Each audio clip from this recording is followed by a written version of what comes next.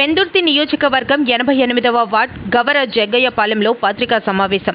ఈ సందర్భంగా వార్డు అధ్యక్షులు గనిరెడ్డి మహాలక్ష్మి నాయుడు మాట్లాడుతూ 2019 సంవత్సరంలో ఇచ్చిన హామీలను నెరవేర్చేందుకు పెందుర్తి శాసనసభ్యులు అన్నంరెడ్డి అదీప్ రాజ్ రేపు ఉదయం శంకుస్థాపన చేయనున్నారు.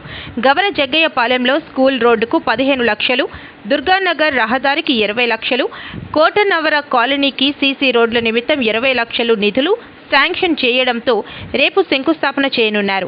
ఈ కార్యక్రమంలో 88వ వార్డు ఇన్ఛార్జ్ గనిరెడ్డి కనక మహాలక్ష్మి నాయుడు, వైసీపీ నాయకులు దాడి డూకరాజు, గవర జగ్గయ్యపాలెం గ్రామ ప్రెసిడెంట్ పొలమరశెట్టి బూల్ రాజు, ఆళ్ల బూల్ రాజు, ఆళ్ల శ్రీనివాసరావు, కాండ్రేగుల జగన్, కాండ్రేగుల వీరనాయుడు పాల్గొన్నారు. నా పేరు గనిరెడ్డి కనక మహాలక్ష్మి నాయుడు, 88వ వార్డు వైఎస్ఆర్సీపీ ఇన్ఛార్జ్. ఈరోజు ముఖ్యంగా మీడియా సమావేశం పెట్టింది ఎందుకంటే ఆ రోజు ఏదైతే ఎమ్మెల్యే గారు మాట ఇచ్చారో గడప గడపకి తిరిగినటువంటి సమస్యల్లో మన గవర జగ్గయ్యపాలెం అనియండి, కోటనరం అనియండి, కోటనరం కాలనీ అవనియండి, గంగవరం కానివ్వండి, ఇవన్నీ కూడా మొన్న వర్కులు శాంక్షన్ చేయడం, టెండర్ జరగడం జరిగింది.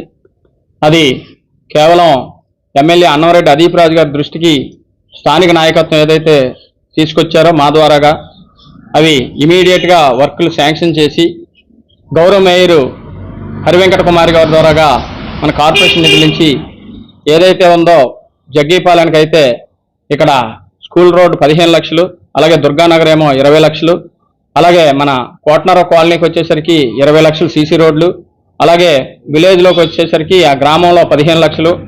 ఆయన దృష్టికి వచ్చినవి స్థానిక నాయకత్వం ఎవరైతే ఉన్నారో వాళ్ళు సమస్యలు చెప్పిన వెంటనే ఇమీడియట్గా శాంక్షన్ చేసి దాని కార్యరూపం తెలిసి రేపు 22వ తేదీన శంకుస్థాపన చేయడానికి గౌరవ శాసనసభ్యులు మేయర్ హరివెంకట కుమార్ గారు వచ్చి ఆయన చేతుల మీదుగా చేస్తున్నారు. అలాగే గంగవరం వచ్చేసరికి 20 లక్షలు ఎస్డబ్ల్యూ డ్రైన్, 20 లక్షలు సీసీ రోడ్డు కూడా శాంక్షన్ చేయడం, టెండర్ దశ అయిపోవడం, కాంట్రాక్టర్ కూడా అలాట్ చేయడం జరిగింది. అదేవిధంగా సుమారు ఈ ప్రాంతానికి మెయిన్ రోడ్డు ఆ రోజు గుంతలు పడితే ఎమ్మెల్యే గారు శాసనసభ్యులు ఇలా ఈ రూట్లో వెళ్తూ చూసి ఇది ఇమీడియట్గా శాంక్షన్ చేయాలని చెప్పేసి ₹1 కోటి నిధులతో ఆ రోజు తార్ రోడ్డు వేశారు.